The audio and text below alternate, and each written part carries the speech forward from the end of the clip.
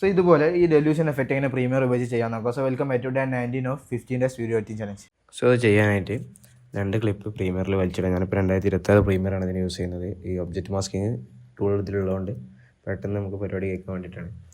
അപ്പോൾ 2 ക്ലിപ്പ്, അതായത് ഈ ഒബ്ജക്റ്റ് നടന്നു പോകുന്നൊരു ക്ലിപ്പും പിന്നെ സെയിം ഫ്രെയിമിൽ ഒബ്ജക്റ്റ് ഇല്ലാത്തൊരു ക്ലിപ്പാണ് വേണ്ടത്. എന്നിട്ട് ഒബ്ജക്റ്റ് സെലക്ഷൻ ടൂൾ ഉപയോഗിച്ചിട്ട് ഫസ്റ്റ് ഒബ്ജക്റ്റുള്ള ക്ലിപ്പ് സെലക്ട് ചെയ്യുക, എന്നിട്ട് മാസ്ക് ട്രാക്ക് ചെയ്യുക.